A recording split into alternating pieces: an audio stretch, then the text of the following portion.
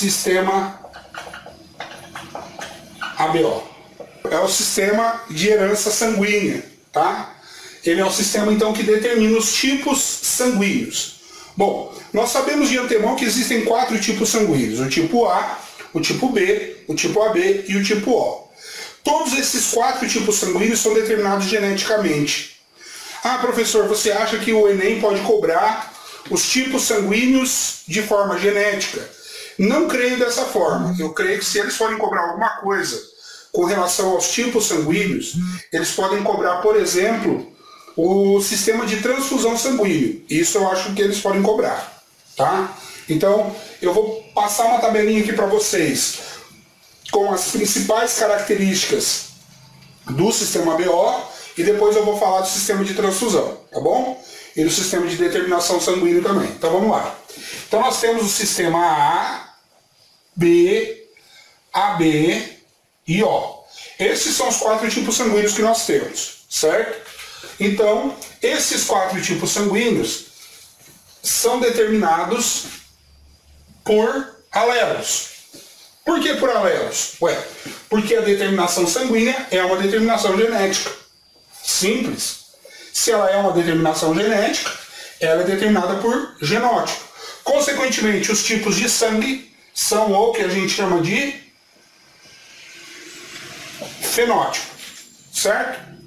Então, o tipo sanguíneo A é um fenótipo, o B é um fenótipo, o AB e o O, respectivamente. Se eu tenho fenótipo, é porque eu tenho também o genótipo.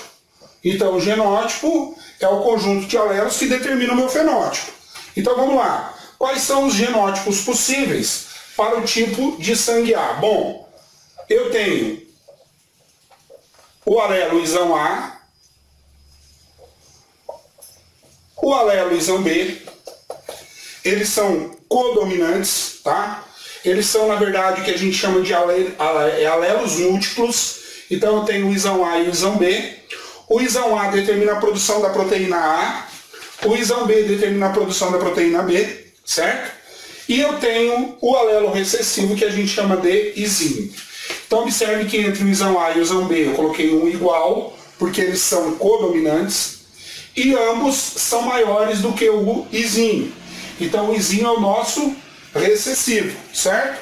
Ele é a nossa característica que a gente chama de característica recessiva. Muito bem. Sabendo disso, toda vez que tiver o A, ele vai produzir a proteína A. Então, o indivíduo isão A homozigoto dominante, determina o tipo sanguíneo A. O indivíduo isão A, isinho, heterozigoto, também determina a produção da proteína A. Olha aqui, beleza? O mesmo vale para o isão B. Isão B homozigoto, isão B, isinho, heterozigoto. O AB tem a produção das duas proteínas. Como que ele produz as duas proteínas? Tendo o alelo A e o alelo B. Então ele é heterozigoto, isão A e isão B. E o indivíduo O, ele não tem proteína. Então ele é recessivo, isinho. Certo? Muito bem, continuando. Sabendo então disso, eu determino que nos tipos sanguíneos eu posso encontrar uma proteína e eu posso encontrar um soro. A proteína a gente chama de antígeno, o soro a gente chama de anticorpo. Antígeno, anticorpo, tá? A proteína, o antígeno, pode ser do tipo A, se ele for isão A, pode ser do tipo B, se ele for isão B, pode ser os dois, se ele tiver os dois, ou pode não ser, se ele for recessivo. Estão entendendo até aqui? Estão acompanhando? Certo? Joia.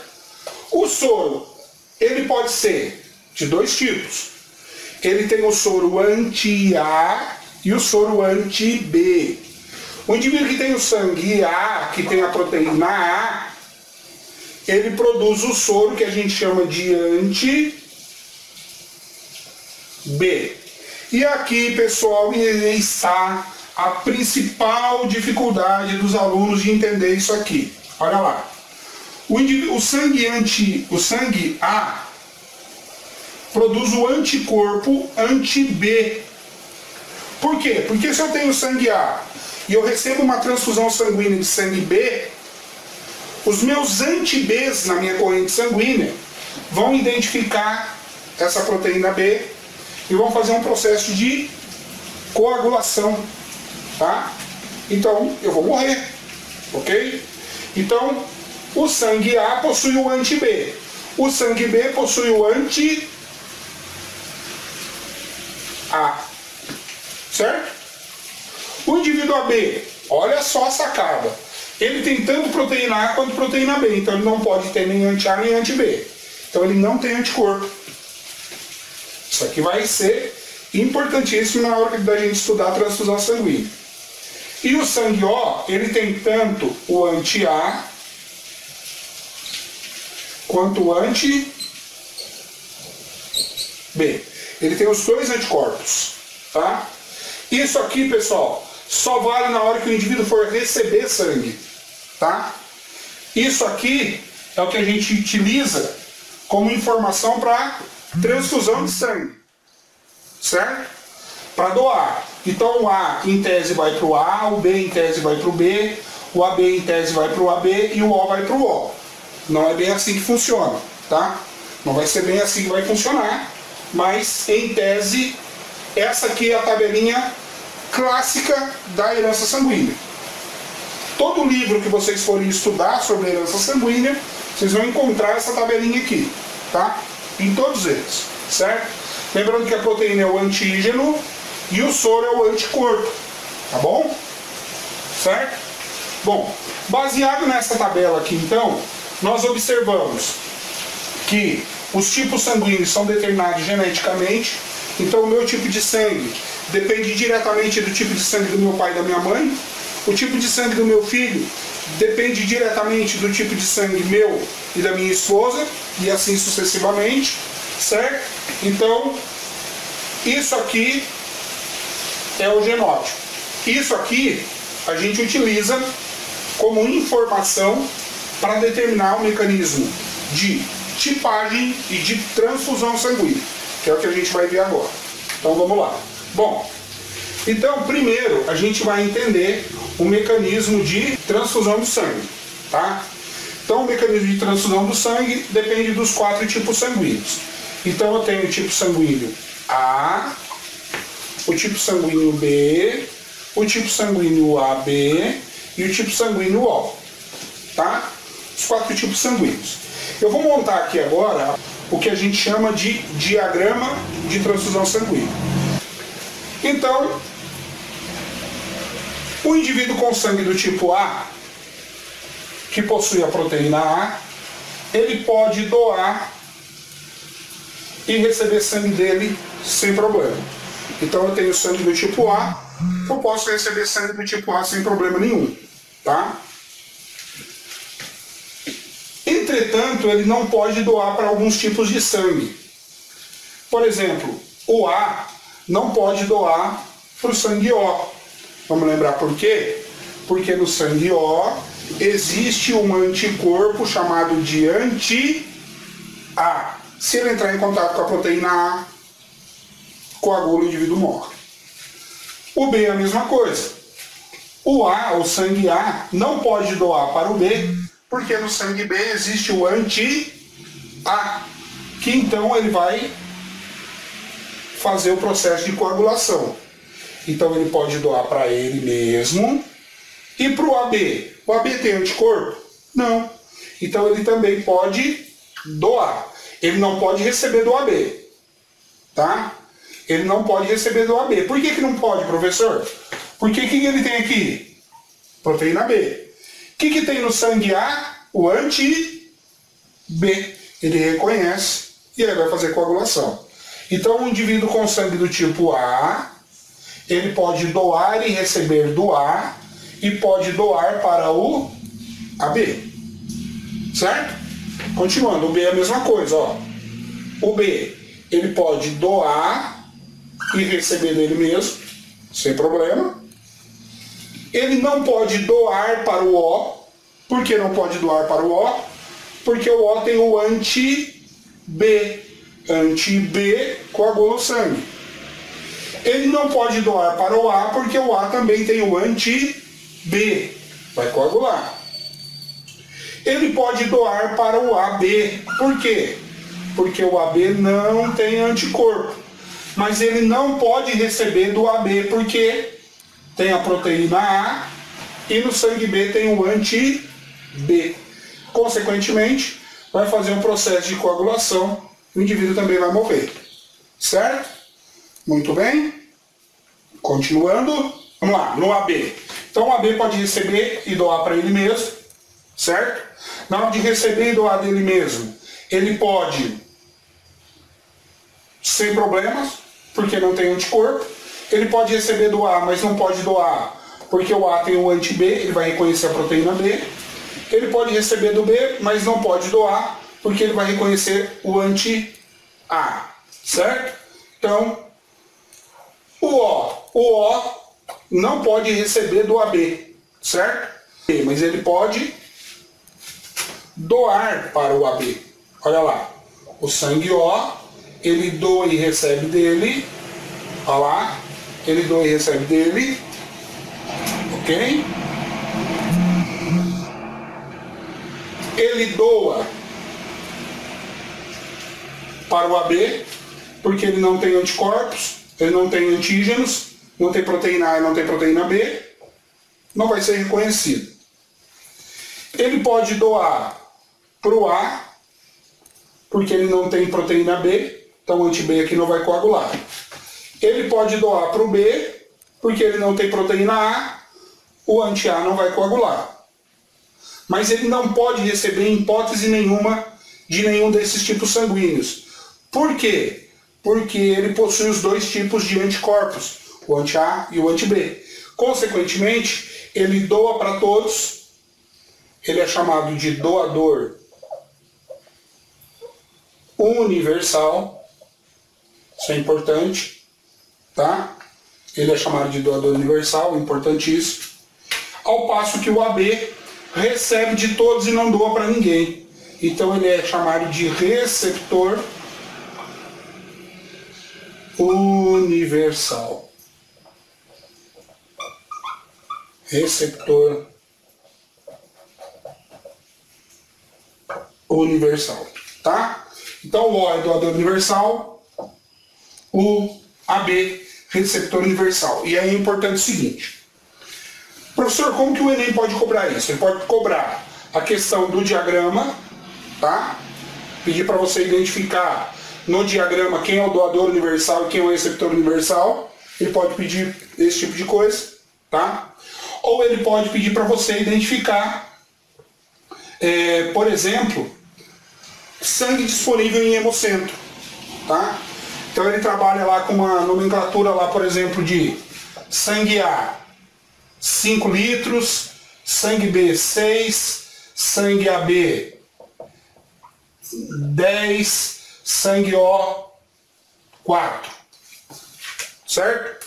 Ele te dá uma quantia de sangue. Isso aqui vamos supor que sejam bolsas de sangue disponível lá no hemocentro da cidade. Bom, a partir dessas bolsas de sangue disponível lá no hemocentro da cidade, a gente vai analisar e identificar quantos litros de sangue ou quantas bolsas de sangue vão estar disponíveis para os indivíduos que determinam ou que apresentam um determinado tipo de sangue. Então ele pode te trazer lá como questão, por exemplo, um paciente, e aí vem o X da questão, aí que é importante saber a conceituação, um paciente que possua um antígeno e um anticorpo do tipo anti-B, certo? Olha lá, ele disse que esse paciente que vai receber o sangue, ele tem um antígeno e tem um anticorpo. Ele tem um antígeno só e tem um anti-B. Se ele tem um antígeno só, a gente descarta o AB, porque o AB tem os dois antígenos, o antígeno A e o antígeno B. E descarta o O, porque o O não tem antígeno. Sobra o A e sobra o B. Esse tem um antígeno esse tem um antígeno. Mas ele tem um anticorpo anti-B. Que tipo de sangue... Olha, volta lá na tabelinha que eu passei antes. Que tipo de sangue possui o anticorpo ou soro anti-B? O sangue que possui o anticorpo ou soro anti-B é o sangue do tipo A. Então eu pergunto para vocês, quantas bolsas de sangue estão disponíveis para esse paciente? De quem que ele recebe? Doe recebe para ele. E recebe de quem? Do doador universal. Eu preciso sempre saber que, com exceção do AB, todos os tipos de sangue doe e recebe dele. Então eu dou e recebo de mim, para mim, tá? Eu sou sangue A. Eu dou e recebo de mim mesmo. Ou de um sangue igual ao meu. Mas eu também posso receber do O, porque o O é doador universal. Tirando esses dois, de mais ninguém. Então ele pode receber 5 e pode receber 4.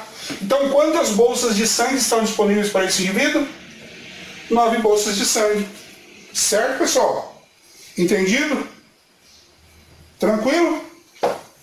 Então, se fosse o sangue B, professor, se fosse o B, estaria disponível o 6 e o 4. Sempre o 4, porque o 4 é doador universal. Ah, e se ele fosse AB, professor? Lembra que o AB é o que universal? Receptor. Então ele poderia receber todas as bolsas de sangue disponíveis. Esse cara é sortudo, ele pode receber de todo mundo. Teria 10, 16, 21, 25 litros de sangue disponível para ele. E se fosse o O, professor? Ele é doador universal, mas na hora de receber, só doa e recebe dele. Então para ele estariam disponíveis apenas 4 bolsas sanguíneas. Tá? Beleza? Então, a partir disso, esse é o mecanismo de transfusão. Tem um outro teste que o pessoal da biomedicina, tem uns alunos aqui que eu vi que postaram aqui da biomedicina, que vocês vão fazer esse teste, vão aprender a fazer esse teste, que é o teste de tipagem sanguínea. Então, 4 possibilidades, tá? Colocamos na lâmina, são 4 lâminas, porque são 4 tipos sanguíneos. Isso vale para os tipos sanguíneos, sistema BO. Aí eu tenho uma gota de soro do tipo anti-A, anti-B, certo? Anti-A e anti-B. Isso vale para todos. Vale para todos, isso é padrão. Primeiro eu pingo o anti-A, depois o anti-B, e tem uma terceira gota que eu vou pingar aqui, que é para chamar, para identificar o anti-D, tá? Para identificar a proteína D, tá? Essa proteína D vai identificar se o meu sangue é positivo ou negativo, que a gente vai ver daqui a pouquinho. Muito bem, então anti-A e anti-B. Aí eu vou lá, furo o dedo do paciente, pingo uma gotinha de sangue em cima de cada soro. Então coagulou aqui no anti-A, olha lá. O anti-A, isso é importante, o anti-A identifica a proteína A, o anti-B identifica a proteína B.